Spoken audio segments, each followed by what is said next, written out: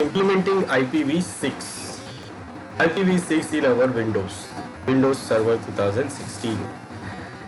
First, why we use IPv6? First, the IPv4 came, and it was having a lots of IP addresses. At that time, it looks like it has a lot of addresses. But what happened? The network, the internet grows very fast, and then what happened? We almost lose all the IP addresses. We almost finish all the IPv4 addresses. Now we have a requirement. Then we got a requirement that we should have another IP space that could last for a long time, and that for that we have now IPv6. So because of that, now we have IPv6. So organizations should consider using the IPv6 because the exponential growth of the internet and the impending exhaustion of the IPv4 addresses space. So because the IPv4 address is almost finished, it is exhausted. So we need a new IP addresses, and that is what IPv6. So we can consider to use IPv6. The growth of the internet and the ability of internet backbone routers to maintain large routing tables. So because the internet is growing very fast, so the routing tables are getting also very large, and it is difficult for the routers to handle the backbone routers to handle these large routing tables. Then the need for the simpler configuration.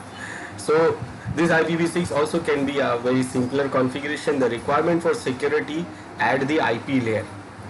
Now when the IPv4 was introduced, it was not introduced with the security feature. So it was not, there was no inbuilt security for IPv4 network, that is on IP layer. So for securing the IPv4 network, we have the another implementations, that is IPsec, that is IP security, IPsec protocol. So we have to use, and that is optional, it is not compulsory. Like if you want to use IPv4 with IPsec, then it is optional, and if you don't want, then you can use it normally. When you use with IPv6, that means it will get you the security encryption, but when you don't use it with IPsec, you will not get a security. But in IPv6, the IPsec is inbuilt. It is not an optional, it is actually inbuilt, which provides the security for the IP layer. Then the need for the better support for real-time delivery of data, also known as quality of service. So IPv6 gives you the better quality of service also. That means it is actually support for the real-time delivery of data. Now there are some differences between IPv4 and IPv6. So first, let's say fragmentation. So fragmentation performed by routers and sending host in IPv4. In IPv6, it is performed only by the sending host. So fragmentation is only done on the host part.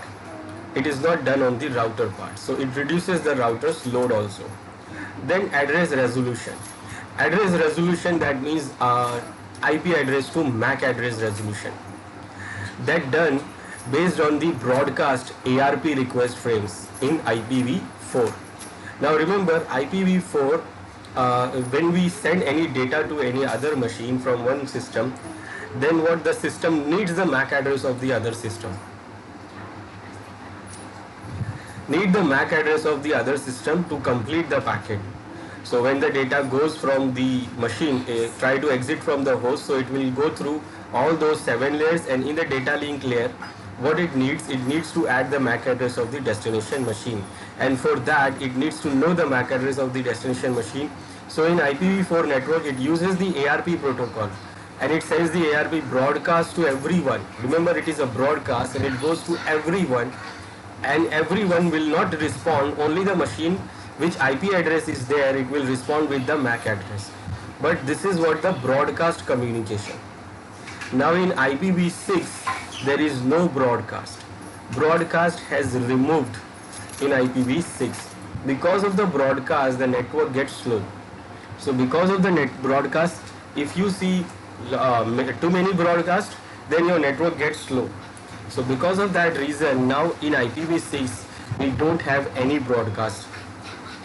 Now to get the MAC address, to resolve the MAC addresses, to address resolution, the MAC address resolution in IPv6, it uses the multicast. Multicast transmission. Multicast, that means for the group of people. So it do the multicast through the multicast neighbor solicitation message. So it uses multicast neighbor solicitation messages instead of ARP. So instead of ARP in IPv6, it use MNS, that is multicast neighbor solicitation messages. Then manage multicast group membership. Now manage multicast group membership, that means multicast means we have three communication: unicast, multicast and broadcast. So unicast means one to one, multicast means one to many, not all, many, that means a group of machines or group of devices, and broadcast means one to all. Now broadcast is removed from the IPv6, so instead of broadcast, everything done on multicast. So managing the multicast group membership, that means who is the member of the group of a particular multicast, is done by the IGMP protocol in IPv4, and in IPv6 it is done by the multicast listener discovery MLD protocol. It is multicast listener discovery protocol. Then for the router discovery in IPv4, ICMP router discovery, it is optional to discover the router, and here it is required. In IPv6 it is again ICMP version 6 protocol used. For the router solicitation and router advertisement, it is required. Here it is optional, here it is required. Then DNS host record. In IPv4, the DNS host record is a record, and IPv6 records are AA records, that means AAA records in DNS. So in DNS, when we have IPv4 records, it is the normal A record, it is called A record, and in for IPv6 we have AAA records. DNS reverse lookup zone, we have a record in ADDR ARPA, and for IPv6 we have IP6.ARPA. Now this is what forward zone and reverse zone. In DNS we have two zones, forward zone and reverse zones.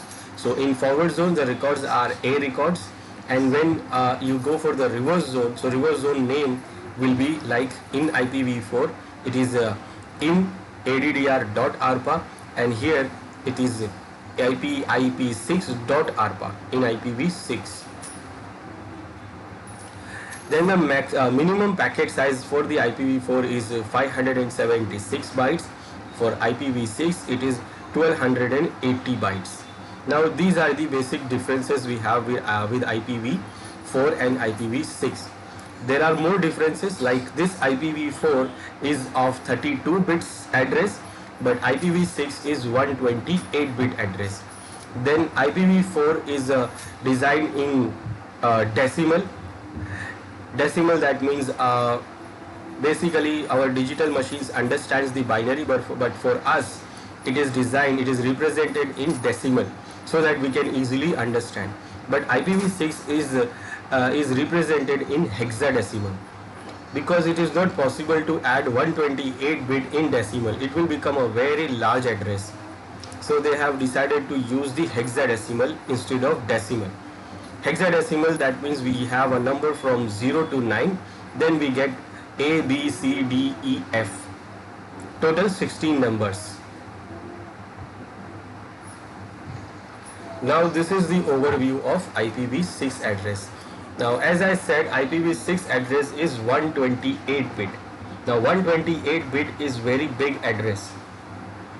IPv4 was 32-bit address, and it was divided by dot in 4 parts.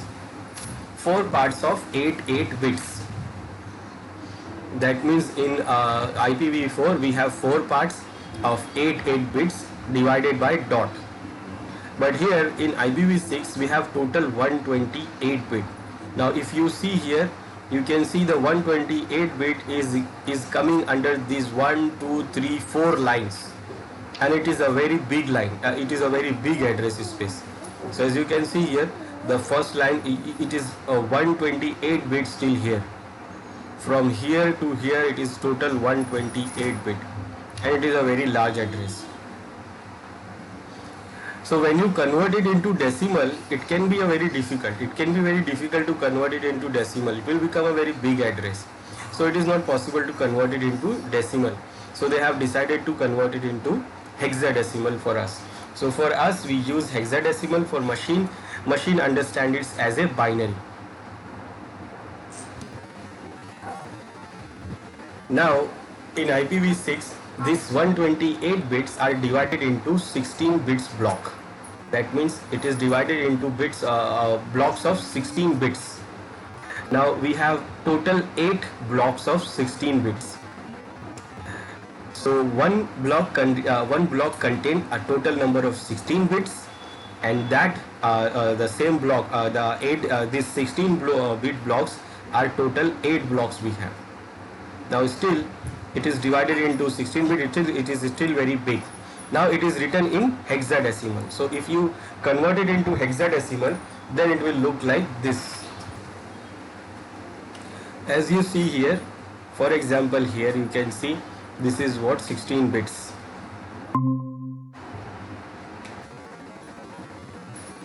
So this is what the 16 bit in hexadecimal.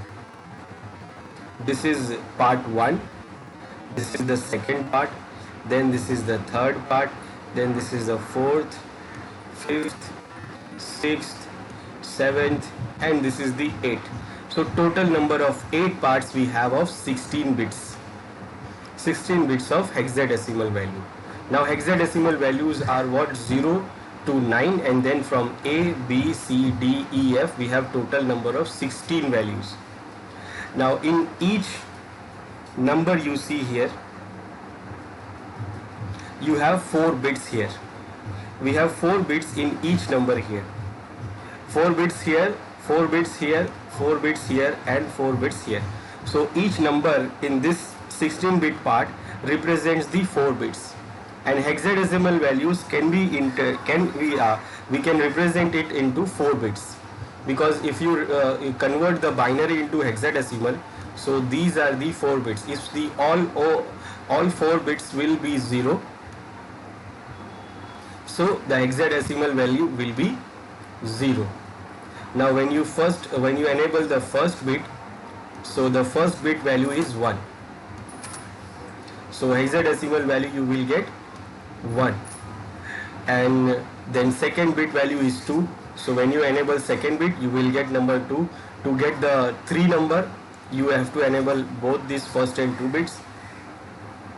Then 4, you will enable the third bit. This is number 4. That means when you enable the fourth bit, like first bit is off, second bit is off, third bit is on, and this bit is off. So this bit value is what? 4. So in hexadecimal you will get number 4, and so on. Like if you want to have 5, then 4, and this 1 will become 5. You want 6, then this 4 and 2, this will become 6. And if you want 7, then you enable all these 3 bits. 4 plus 2 plus 1, it will become 7. Now if you want 8, then you will enable this bit. This bit value is 8.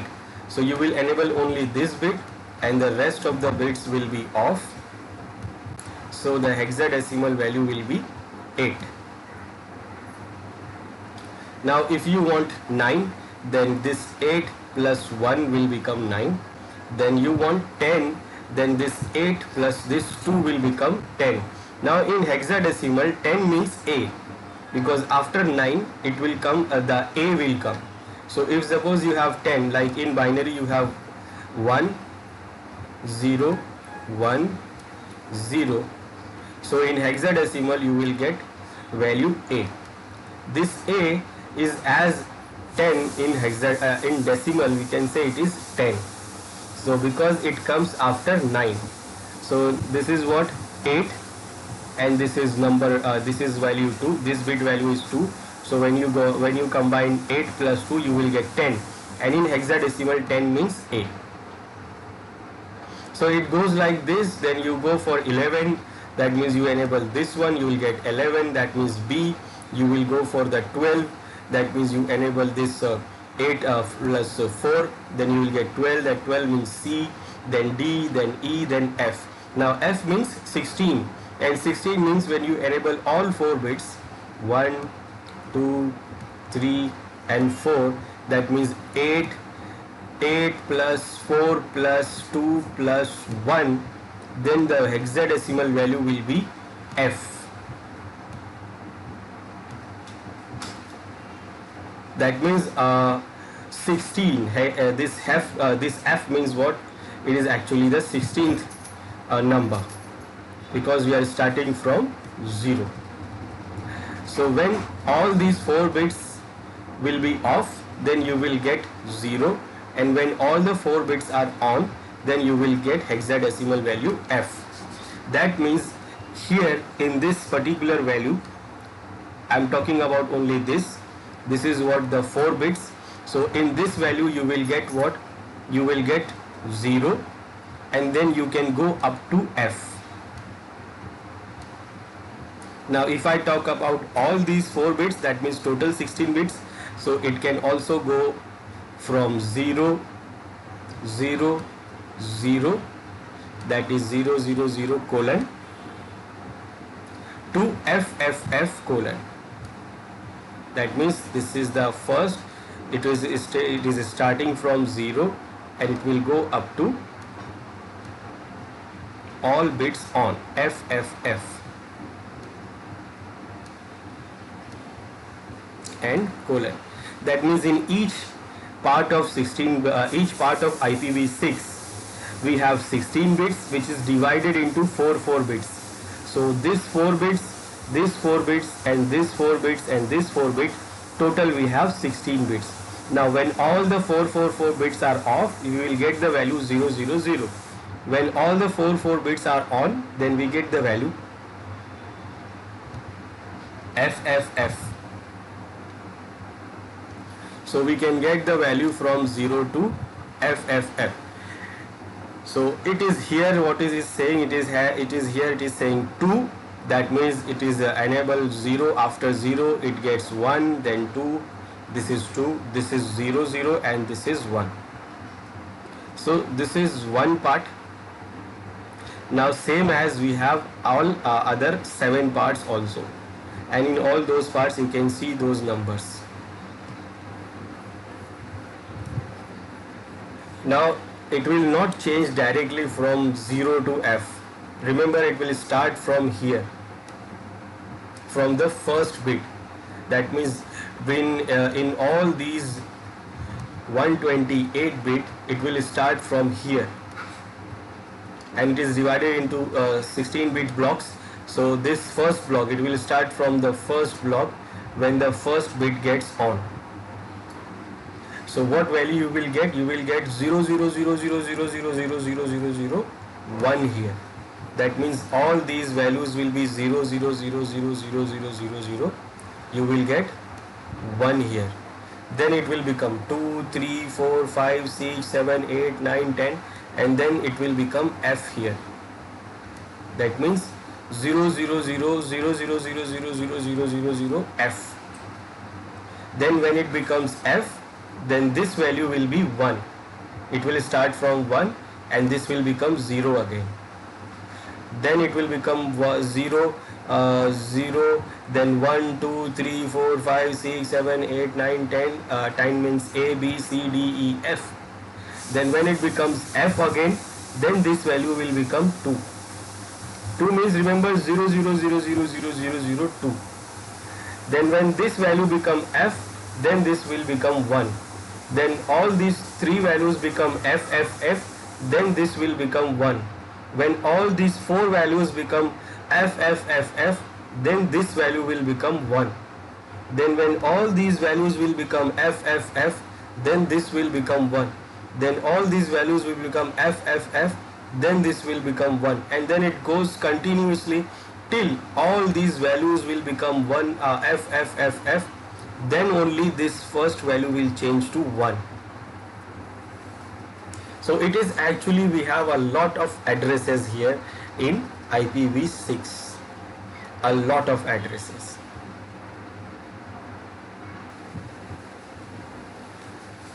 So this is how we write the IPv6. It looks like this. It is divided by colon. It is divided by colon, and in each part we have 16-bit block, and each the 8 we have total number of 8 blocks.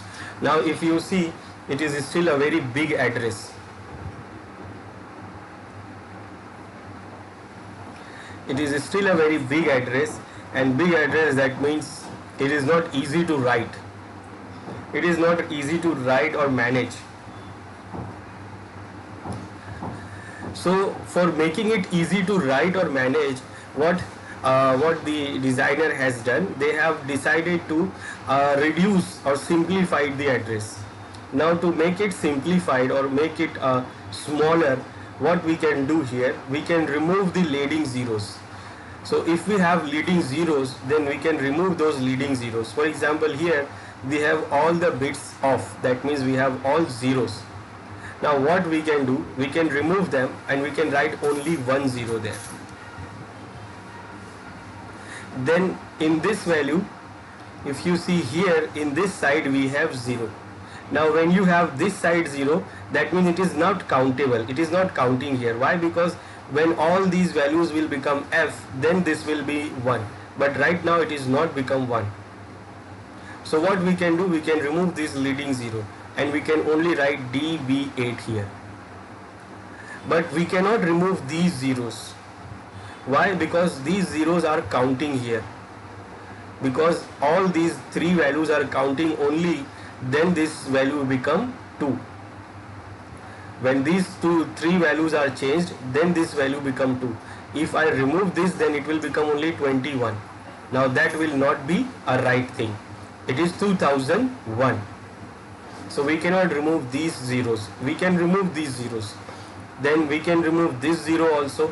It will become only 1cc.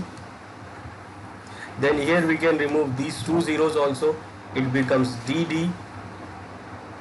So if you have any leading zeros, then we can remove those leading zeros to simplify the address and to shorten the address. Or if suppose we have multiple zeros here, we have zeros here, here, here and here, then also we can remove continually these zeros, and we can write only what?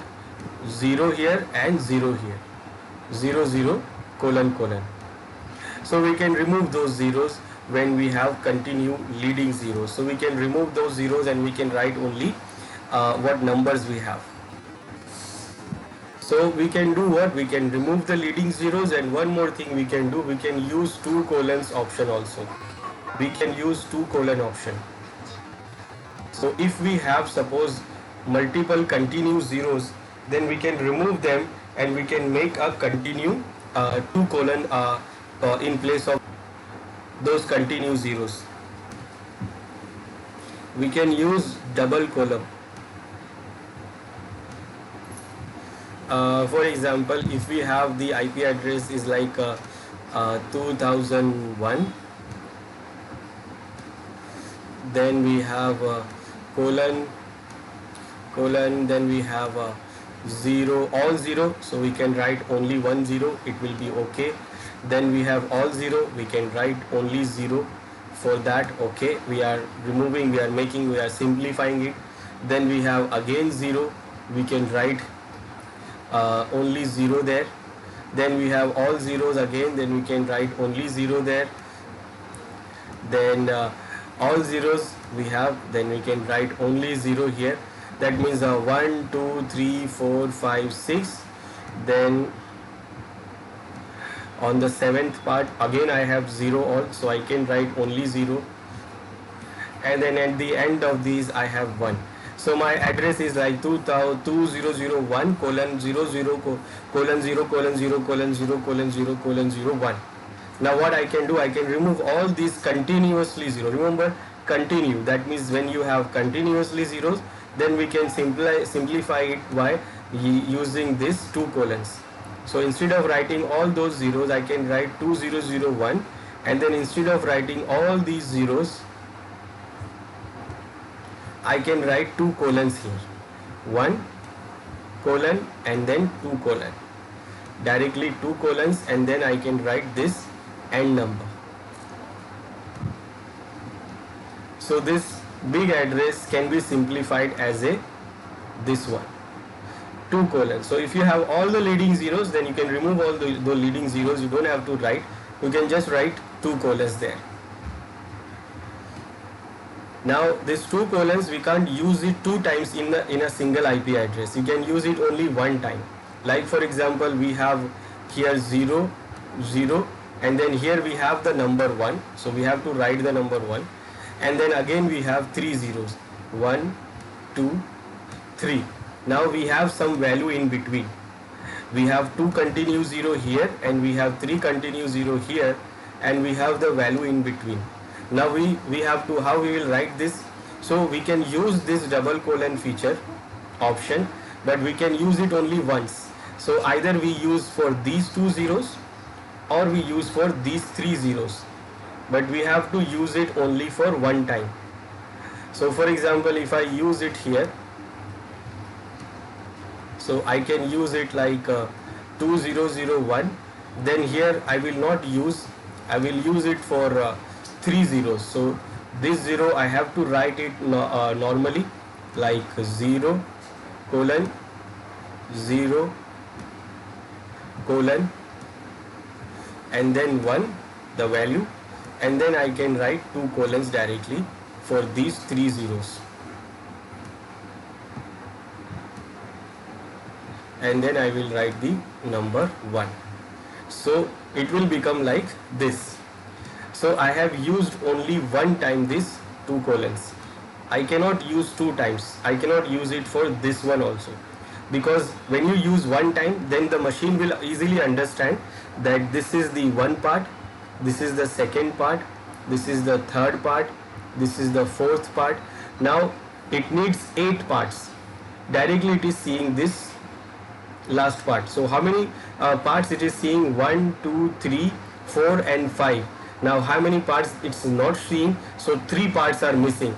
So 3 parts means all these 3 parts are 0, and they are here in between this one and this one. So our machine can easily understand with this that there are 3 zeros, and these 3 zeros are here. Now if suppose we use 2 times in a single IP, like if I try to use it like this, I will say 2001, and then I will use 2 colon for these 2 zeros. These 2 zeros I use 2 colons. It is not right to use it 2 times.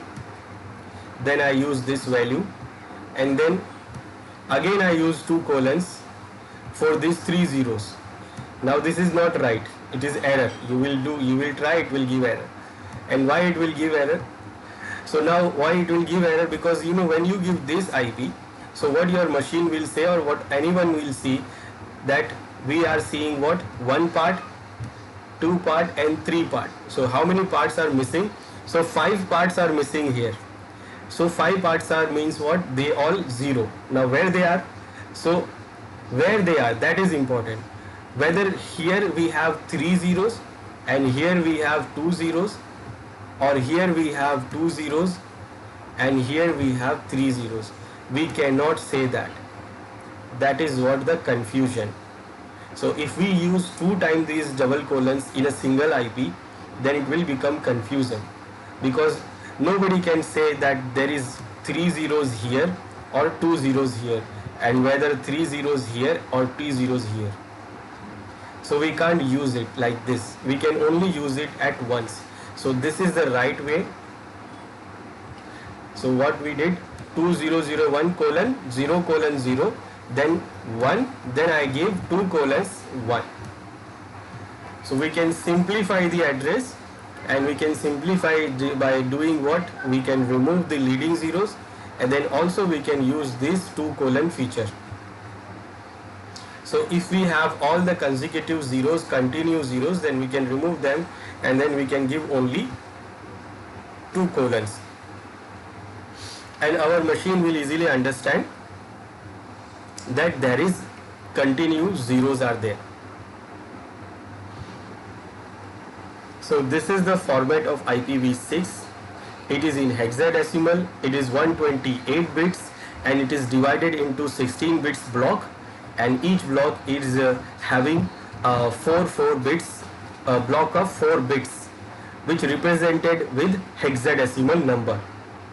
So they can be from 0 to F. So we can have 0000, or we can have FFFF in each block.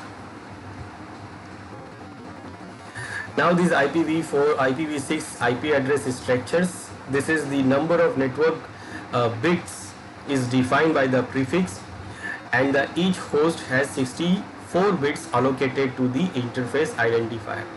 Now when we see the total IP address, total IP of IPv6, then it is actually divided into 2 parts. One part defines the network bits, it defines the prefix of network, and the second part defines the host part. It is the interface identifier, or we can say it is the host identifier. So as we see this address here, so this is total 128 bit. So whenever you see the IPv6 address, so you have to see it in 2 parts. So first 2 parts, that means first 4 blocks is for the network identifier, network prefix. That means we can say it is a network address. In IPv4 we say network address. It defines the network prefix here, and the rest of the 64 bits are called the host interface identifier. Interface identifier, or we can say host identifier, it is actually the IP address we want to give to the system. So it is divided into 2 parts of 64. First 64 is reserved, it is actually define the network prefix, we can say the network part, and the next 64 bit is actually your IP address. So network part, and this is the host part as we see in IPv4. Now we have these type of addresses in IPv6 and IPv4. If we compare, so when we compare the IPv4 unspecified address, where we in IPv4 it is called 0.0.0, where all the bits are off. It is called unspecified address in IPv4. Now same address in IPv6 is this. Now what it is only 2 colons. Now 2 colons means all the bits are off. There is all bits are off. That means all 128 bits are off. That means all are 0, 0 colon 0 colon 0 colon 0 colon 0. Now we don't have to write all those 0 0 0. What we can do, we can instead write what? Only 2 colons to define that all zeros. So this is what the unspecified address in IPv6, which in IPv4 we say 0.0.0.0. Now in IPv4 we have loopback addresses. A loopback addresses which is 127.0.0.1. Now this is not only a one address in IPv4, it is actually the whole network in IPv4. It is a whole class A network in IPv4 which is reserved for loopback, and it is a lots of addresses wasted, completely wasted without any use. It is only for testing, and you can use any one IP of them, and that will do the same thing what all the rest of the IP will do in IPv4 loopback addresses. So in IPv4 there is not only the one address we are wasting the whole network. You can write 127 here, and then you can write any number here in the host part that will do the same thing, like this 127.0.0.12, but all those addresses are wasted. Now that is because in IPv6 we have loopback address, but that is only one address.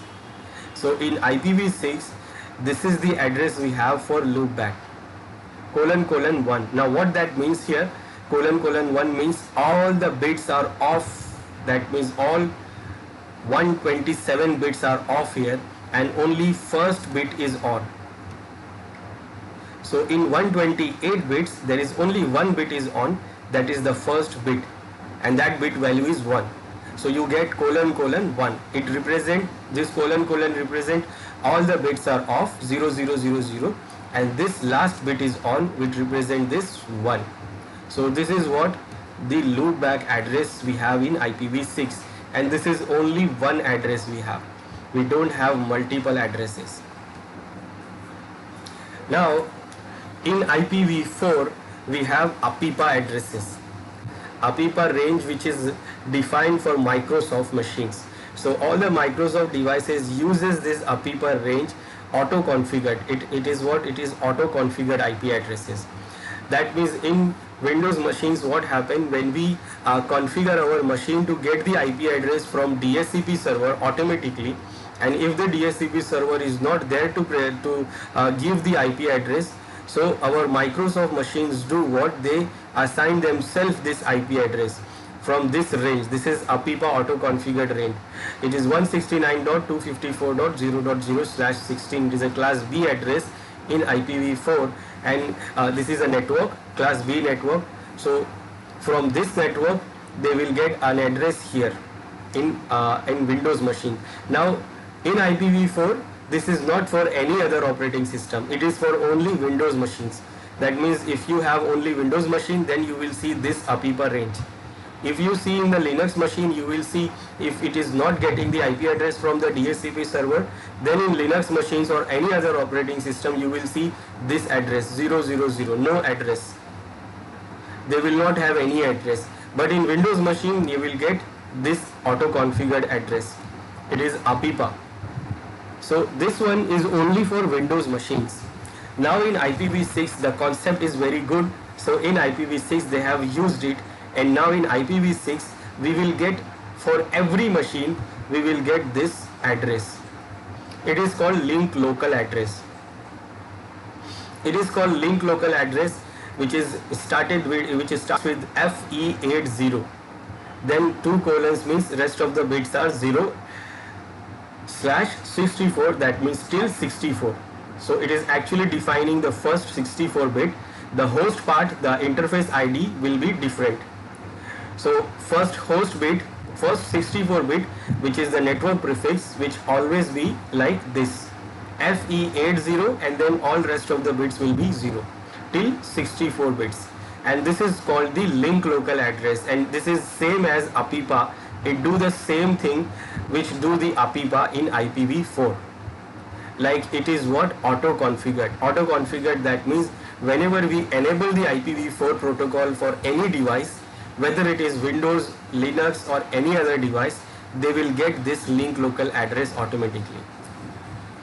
So this address, they will get this address automatically. It will be configured to that machine or device automatically. So every device which is having this IPv4 addresses running, they will get this link local address.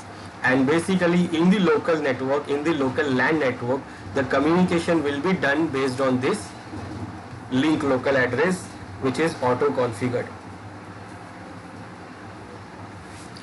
Then we have a broadcast address in IPv4. Now remember, I told you the broadcasts are now removed.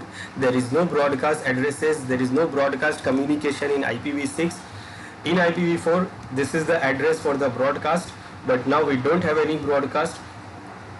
It uses the multicast instead of broadcast in IPv6. So in IPv6 we have multicast, no broadcast. But in IPv4 also we have multicast, and for multicasting we use this range, this address. This address, that means from 224 to 239, the whole range is for the multicasting. Now same in IPv6 we have this range for multicasting, where we have FF00::. Now here it is only talking about the 8 bits. That means the first 8 bits are reserved. That means it only these two parts, that means 4 bits.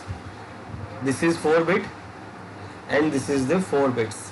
total 8 bits. So these 8 bits are reserved. So /8 means these 8 bits are reserved. That means you will always see FF, and whenever you see FF, the address is starting from FF. That means it is a multicast address. Now here the addresses here and rest of the zeros will be defined based on the different criteria. So these 4 bits and these 4 bits and all the other bits, all the remaining bits will be defined by the different criteria.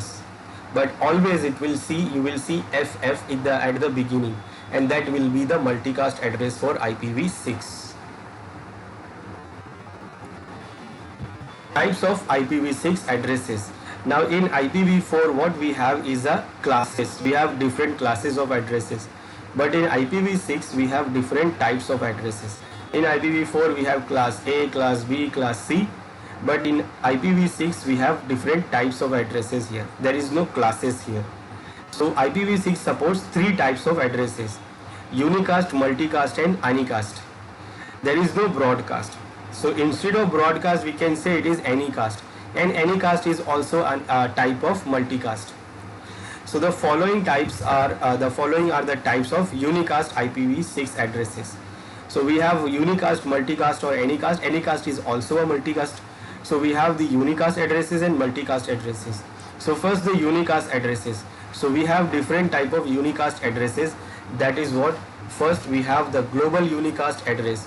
Now we can compare this global unicast address from IPv6. It is a public IP.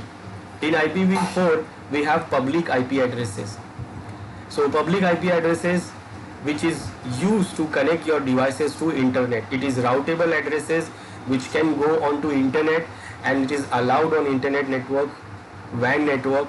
That is called the public addresses in IPv4. In IPv6 it is global unicast addresses. Then we have unique local addresses. Now unique local addresses are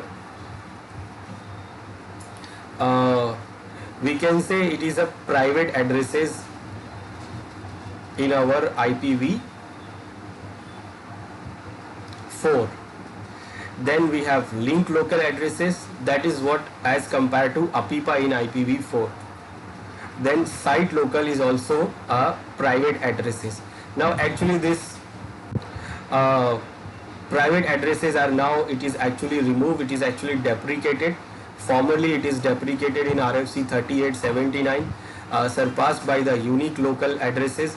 The site local was same as the private addresses in our IPv4. So now it is actually surpassed by these unique local addresses.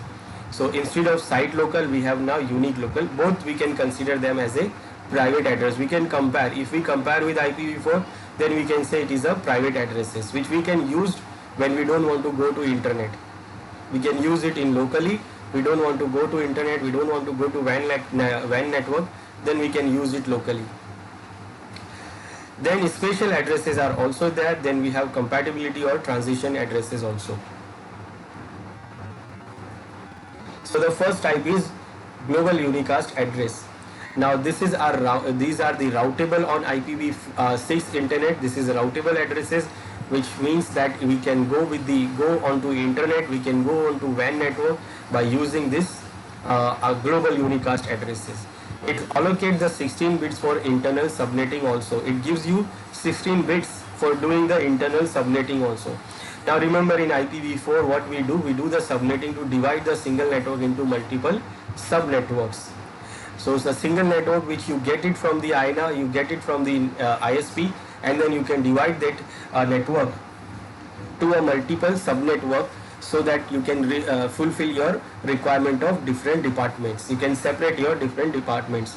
Now here in IPv6 also we have option to do the subnetting. We can do that by using these 16 bits. Then begin with the 2 or 3. So it is beginning with the 2 or 3. Now global unicast address, it always begin with 2 and 3 because it has reserved bits of these 3 bits are reserved. These 3 bits are reserved for in global unicast addresses. Now remember one more thing, in IPv6 we have lots of addresses. So for now time being, these all the addresses are not available.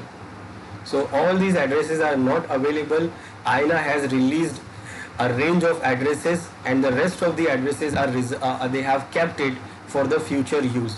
So we don't have all the addresses. That means you will not see the addresses which is starting from 0000 and then it is going till FFFF. You can't do that. These all ranges are not available till now. They have kept it. They have kept it for the future use. So we have very much we have only some ranges available. So for global unicast we don't have all the ranges. We have the ranges which is from 2 to 3. That means we can see 2000 or we can see 3000, because the first 3 bits are reserved, and first 3 bits are saying this 001. This is reserved. We cannot change this. So in all 128 bits, these first 3 bits are reserved. Now when you compare the value, so what this is the if you have 4 bits, so 4 bits will be like this, 1 bit, then 1 2 3 4, or I will write it here. These are the 4 bits. This is first 4 bits for the first value. Now these 3 bits are reserved. So if you see the value of these 3 bits, this is 1, this is 2, this is 4, and this is 8. So what value you will get here? You will get 2. So our IPv6 global unicast address always starts from 2. Now it can go up to 3. Now how? Because if suppose these only the 4 bits we have for the first part, so first 3 bits are reserved. We cannot change these 3 bits, but we can change this last bit. Now this last bit is off. Now if I enable this bit, so what? This is the reserve bit, so I can enable this bit. Now while it is 0, so the value will be 2. Now when we enable this bit, so value will become 3. That means this is 2 and this is 1, and we get 3. So our IPv6 global unicast address will always start from 200 because of these 200 colon, because of the first 3 bits are reserved, and it can also go up to 300. Why? Or we can say 3FFF. We can say 3FFF. It can go also when all these bits are on. So we can go up to 3FFF. Now remember, this 2 cannot become 3 very easily, because when all the rest of the bits are on, then only this will become 3. When all these rest of the all bits, if all these bits get on, that means when you get FFF colon FFF colon FFF colon FFF colon FFF colon FFF FFF2, then the next value will be 3, and it is a lot of addresses. So till now we always see 2. It has no time, the time has not come when we see the 3. Now why I am saying this? Because this is the global unicast address. You cannot use it by yourself. This is the address which will be provided you by the ISP. So you will get these addresses by the ISP. So ISPs are starting with this address with this 200. So they are not reached till this 3. So it is not like in future, near future we will see this 3. So till now we always see the 200.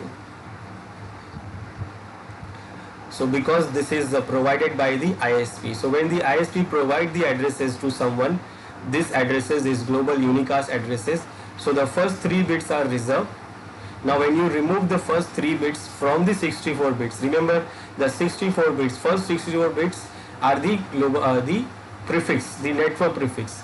So when you remove the 3 bits, then remaining bits will be the remaining bit will be this 45 and 16.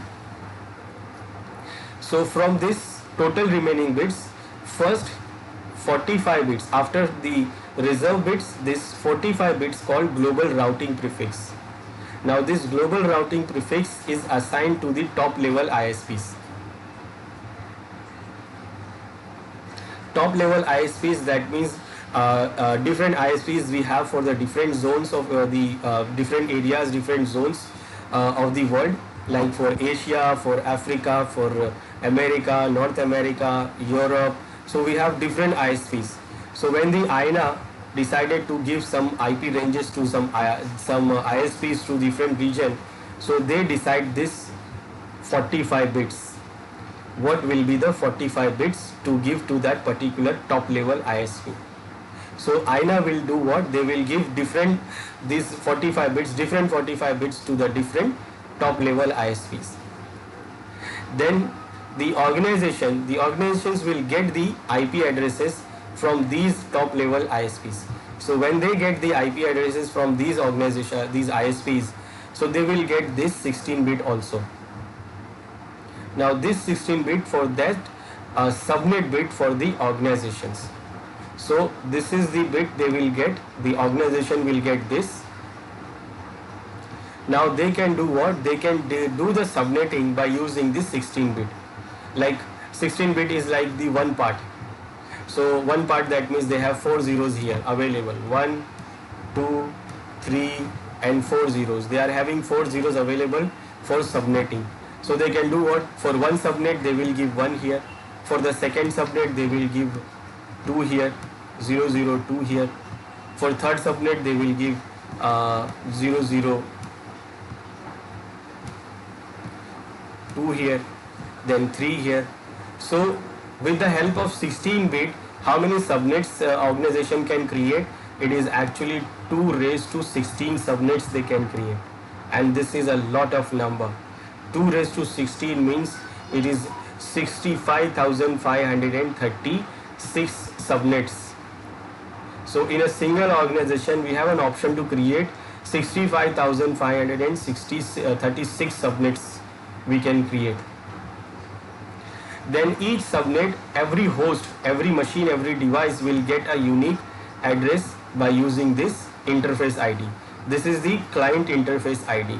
That means one machine will get the one address, the second machine will get the second address, third machine will get the third address.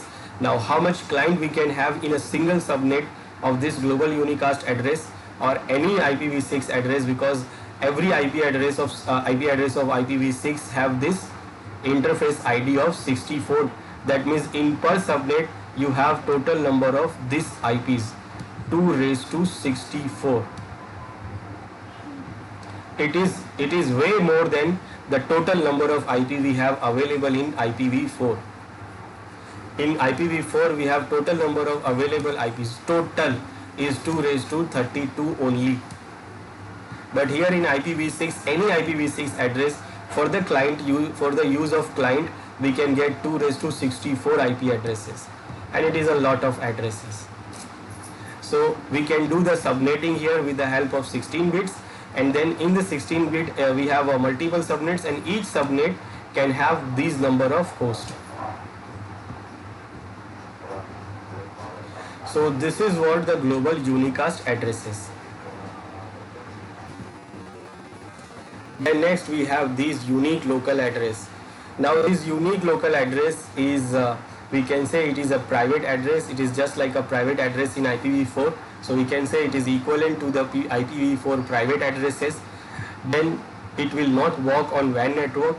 It is not a routable address. If we want, then we can use it on our organization locally. Then require the organization ID to be randomly generated. Then allocate 16-bit for internal subnetting also. Now here also what we have this first 8-bit reserved by INA. We have first 8 bits are reserved by INA. That means these first 8 bits, first 4 bits are on, then second 3 bits are on, and this last bit is off.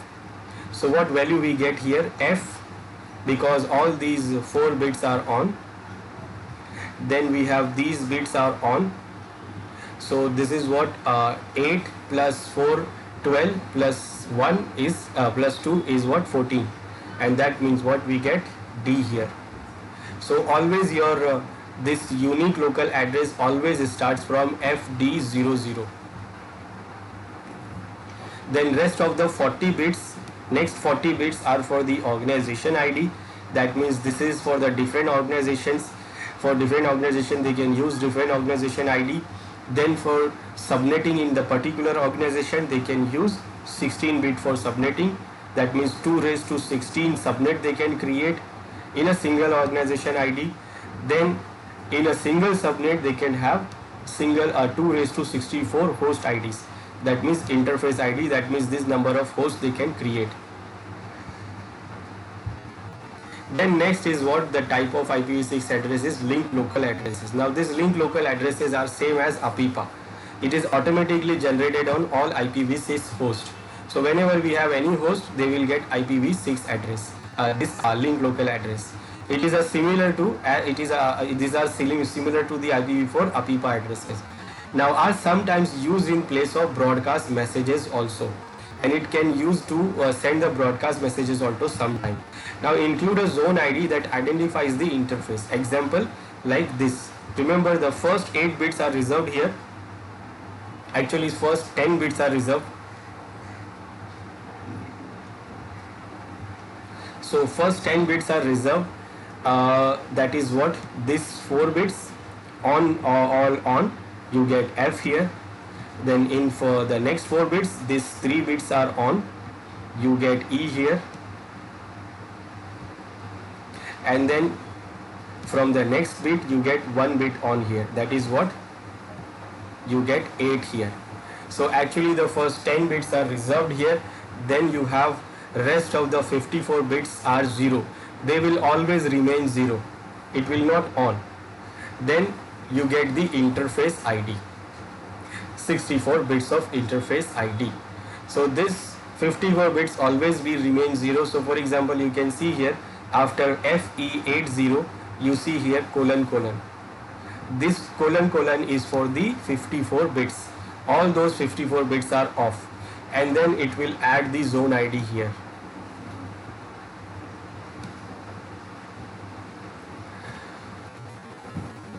Now how it gets the link local address?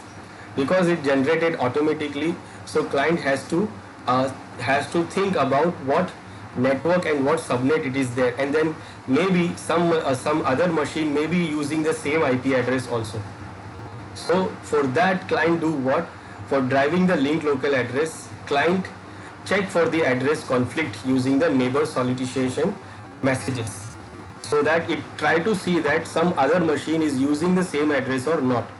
So what it do? It checks it, then it sends the information. It checks for the router on the network. It sends the router for configuration information. It sends the request to the router in the network. It sends it to check the configuration information, whether anything configured on router or not. Then it check the router for prefix. So then it will check the router for the prefix. What type of prefix we have? Prefix for the subnet. Then the router adds the prefix to the link local address. This is additional router prefix which is added into the link local addresses. Then if suppose we have configured the DHCP server in our network, so client will try to check the DHCP server also to receive the information about the IP addresses, if there is any IP addresses configured there. So if manage or other flags is set, then it checks the DHCP server for IP addresses. Otherwise it will use the link local address from getting the information from the router. So auto configured IP timeline will be look like this. When we start the machine, it will be tentative to get any IP addresses. Then it will be in the preferred lifetime where it will get the IP address for himself, that is link local address, and the address will be valid. Then the valid lifetime will reach up to this, when the deprecated IP address will be deprecated, and then it will need to get the another IP address, or it will become invalid. Now for configuring the IP address IPv6 in our host, so we can configure it like we configure it like IPv4, just same like we can configure the IPv6 also.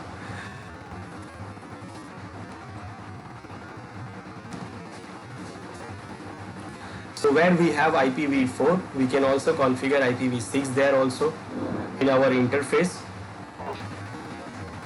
This is our server, so we can configure IPv6 here. We have to go to our network setting, adapter setting, we can go to the properties. Now here we can see the IPv4 is there. We can also have IPv6. IPv6 is selected, that means it is enabled. Now when it is enabled, then it will always get the linked local address. So if we want to see, we can see the status of our network adapter. Go to detail and we can see here the link local IPv6 address, and this is the link local IPv6 address we have already, and this is what, because it is automatically configured. We can see it on command prompt.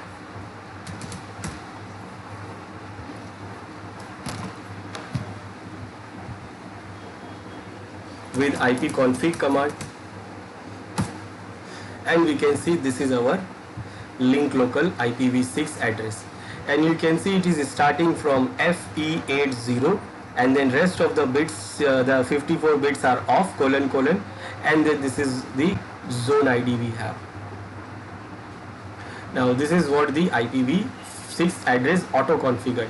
Now we want, then we can configure it manually also, and for configuring it manually, what we can do, we can select this adapter, go to the properties and select this IPv6 version, IPv6 version 6, and then go to the properties, and here we have, it is by default saying auto configured, so we can select to configure it for manually.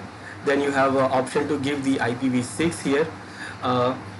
Let's say I will give here 2001 colon colon, and let's say I give here 1 colon colon 1. Now here it says what will be the prefix, subnet prefix. So you can see automatically it is taking 64, because by default always the 64 bit is the global, it is the network prefix. Then if we have any gateway address, then we can mention that gateway address also. Let's say I will go with the 10 here. Then for the DNS server address, by default it is taking the loopback address here. Why it is taking the loopback address? Because this server itself is a DNS address, DNS server. So it is using the loopback address for the DNS server. So it is saying that this is this machine itself is a DNS server. You can you can add another address here. This is like I will add my self address, because this server itself is a DNS server. You can go to advanced settings also, where you can add more addresses here in the same interface. Then you can go for the DNS also, where you can add the DNS addresses. We have 120, the loopback address is already there. I have added this one also. We can add more. We can add the prefix also, DNS prefix, that is what the domain name we can add here, just like we do in IPv4. So I did configure the IPv6 address here, and we can see when you refresh, it is saying IPv6 is enabled. So IPv6 is enabled and it is getting the IP addresses also. So what tools we have for configuring the IPv6? Just like for IPv4, we have the tools like we can use the basic IPv6 setting through the properties of the TCP/IPv6 component. Then we can use the PowerShell also. Then also we can use the netsh cmd command line utility to configure the IP address. We can see the information about the IP address by using the ipconfig command, like what we have configured right now.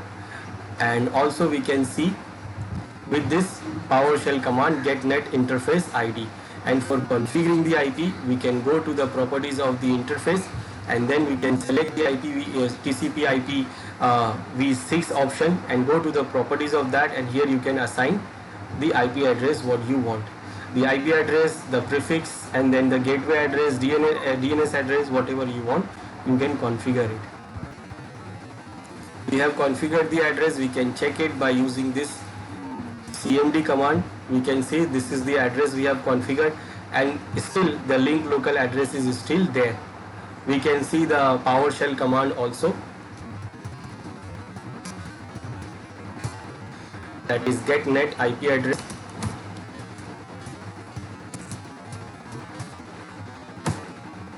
And we can see the detail about our interface IP addresses.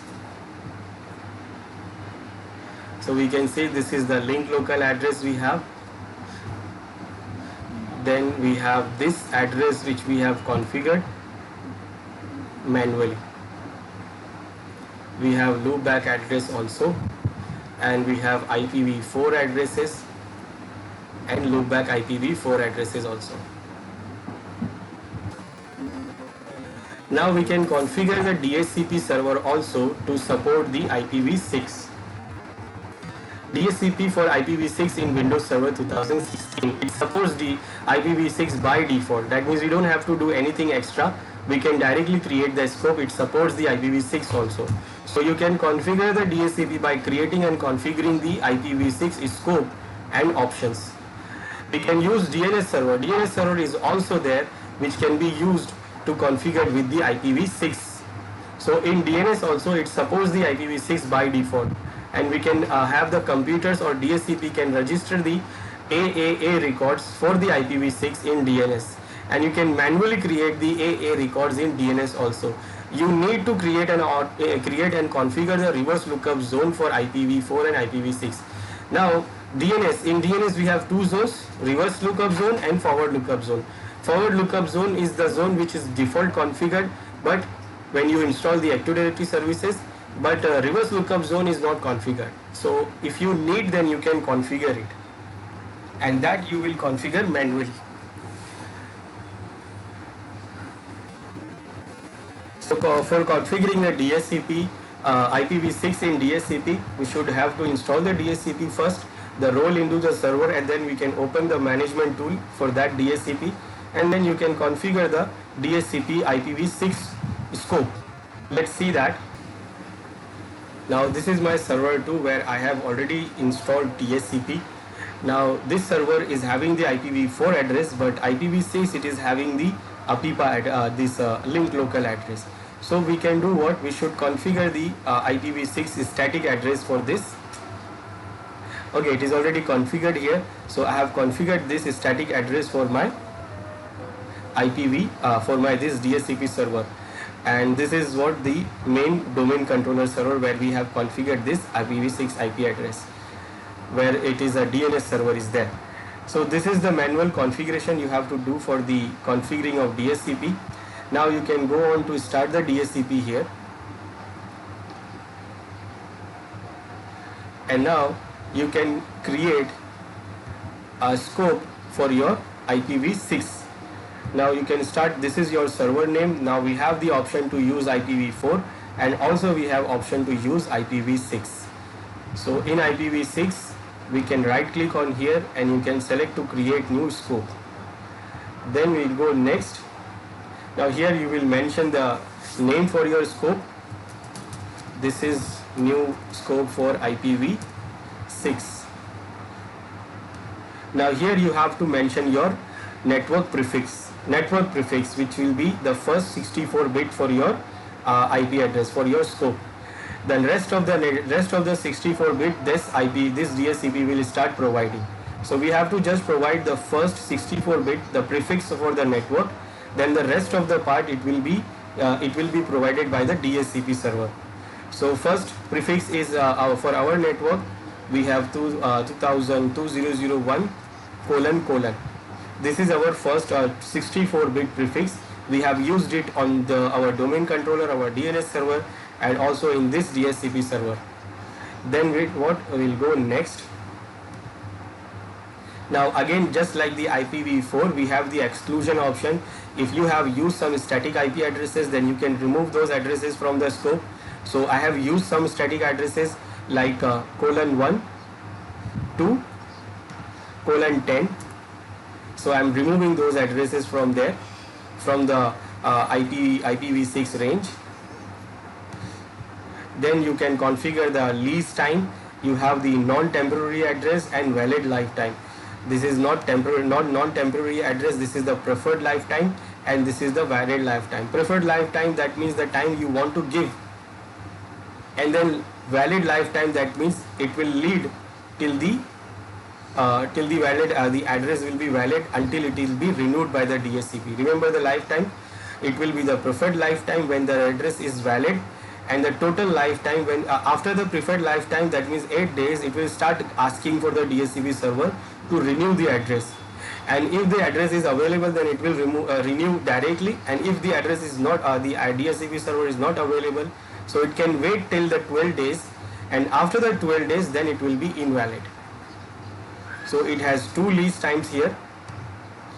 Then it says, do you want to activate the scope, yes or no? So as soon as I click on finish, it will activate the scope. If I say no, then I have to activate it. After creating the scope, I can right click and activate it.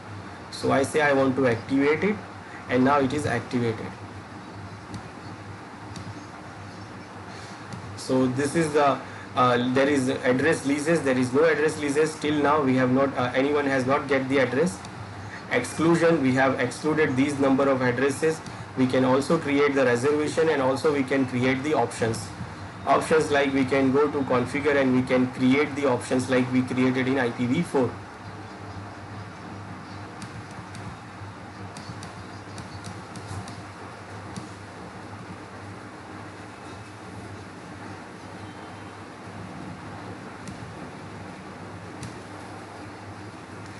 So this is what creating the scope of IPv6 in DHCP server. Implementing IPv6 and IPv4 coexistence. Now coexistence means what? Till now everyone has not upgraded to IPv6. Till now most of the people are using IPv4. Everyone is not using IPv6. So we can see the environment where we are having IPv4 networks available. Suppose we are upgraded to IPv6, but there are other networks which is not upgraded. So what we have to do? We have to do with the coexistence. We have to coexist with IPv4 and IPv6. So IPv6 can be coexist with IPv4. It can be possible. There are some limitations. If you want to upgrade it to IPv6, there are some limitations because some old devices or systems does not support IPv6. So there is a problem, and this, because of the problem, people will not able to upgrade it to IPv6. So we have the nodes which is having only IPv4, like we have only node which supports only IPv4, and also we have nodes which supports both IPv4 and IPv6, and there are some nodes which only supports IPv6. Then we have to be with them, we have to coexist with them, like we have to use this network, we have to use the tunneling actually, which we can configure in router. So for coexistence with the IPv4 and IPv6 network, we have to use the router and we have to use the tunneling for it. So how we'll do that? So we can do what? Options. We have what options for coexistence? We have in Windows Server, from Windows Server 2012, it uses a dual IP layer architecture that supports IPv4 and IPv6 in a single protocol stack. Just like DHCP, if you see the DHCP protocol, so it supports IPv4 also and also IPv6 in a single protocol. We don't have to configure separately. So it also configure IPv4 and also configure IPv6. So since 2012 server, it supports dual IP layer architecture, where we can support the protocol stack supports the IPv6 layer different and IPv4 layer different, just like DHCP and also DNS. In DNS also we can have the coexistence of the required, like we can have the IPv4 records, we can have IPv6 records, also we can have reverse lookup zone. Like for example, I will show you there. Now this is our server 1, this is our domain controller, and also it is a DNS server. So in DNS server, when you go to DNS management tool, that is DNS management console, DNS from tools. So in this, you will see this is our server name, and in the server we have two zones, forward zone and reverse zone. Now reverse zone is not configured. If you select, it says it is not configured. By default it is not configured. Remember that DNS is very important for Active Directory. So whenever you install Active Directory, the DNS will come with it. Without DNS, Active Directory will not work. So when we install this Active Directory services, the DNS is also come with this. Now when the DNS comes with Active Directory, it does not create the reverse zone. It creates only forward zone for the domain. So this is our domain name, and this is the zone for our domain, forward zone for our domain site.com. And in the domain we have all these records. And if you see, there are some records for IPv4 also and IPv6 also. For example, for the server 1, for the DC, we have a record IPv4, that is host A record 192.168.0.200, and this is what is statically configured. This is what statically configured. Now for IPv6, for server 1, same server 1, we have the IPv6 record also. Same in the same DNS protocol, we have the IPv6 records also. So it can resolve the IPv6 records also. And what record we have? This is AAA record, and this is what the statically configured IP address which we have just right now configured. That is 2000. What address I gave? 2001::1. But actually the address is what? 2001::000000001. Same as for server 2, we have IPv4 also, and also we have IPv6. We can resolve this also. For resolving it, what we can do, we can open the NS lookup here. We can launch the NS lookup. This is the utility to manage, or we can say to monitor or to test the DNS server. And you can see it is showing what? This is the DNS server IP. Now if I say I want to see what is the address of server 1, so what it says here, this server 1, that means server1.sci.com. This is the IPv6 address of that server, and this is the IPv4 address of that server. Then I can say what is the address of server 2. So it says server 2 means server2.sci.com. This is the IPv6 address of that server, and this is the IPv4 address of that server.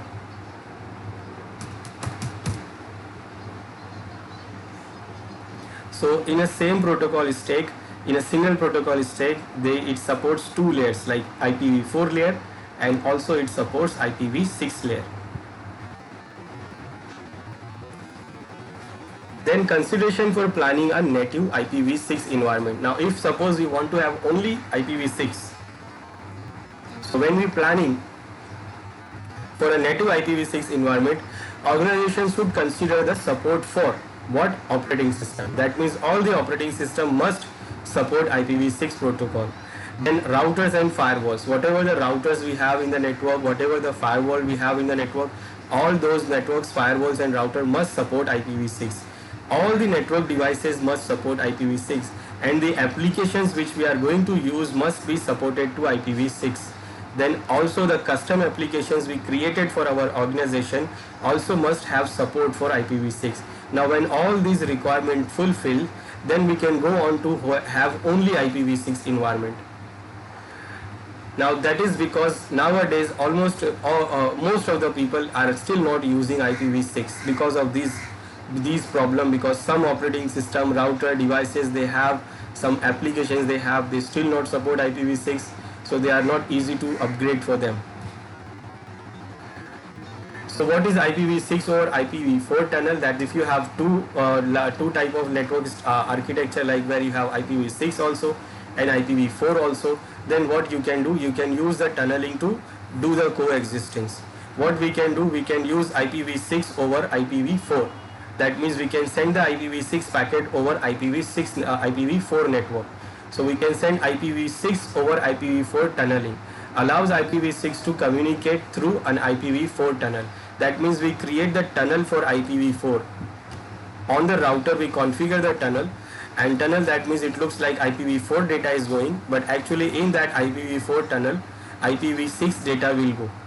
Now it is very simple, it is not like difficult thing. It is actually what it do. This is the IPv6 header. It is a IPv6 packet which consists of IPv6 header, the extension and the upper layer protocol data, whatever the data we have. Now what it do actually, the tunneling do what? It takes the IPv6 packet, and then what it do, it adds the IPv4 header into it. So inside it is IPv6, but outside it looks IPv4. So when it goes to the tunnel, that means it looks like the IPv4 packet is going. So router add this header into it. Then at the destination, it removes the header and send the normal IPv6 packet to the network. So when it goes from here, IPv6, so router adds the header here, IPv4 header, and it send it over IPv4 network. And then when it reaches the destination, it removes the header and send the IPv6 packet to the network. So that is what the simple tunneling for IPv6 over IPv4 network. And this tunneling we can configure on router. So we can configure the tunneling with the help of routers, and we can use IPv6 over IPv4. So this is IPv6 protocol. We have protocol IPv6, IP protocol version 6, and it provides a large number of IP addresses. Because IPv4 is almost finished, so we have to use IPv6, but till now, because of these restrictions, still everyone is not using. So we can do the coexistence. We can have IPv4 and IPv6 both, but in future, slowly everyone will move on to IPv6.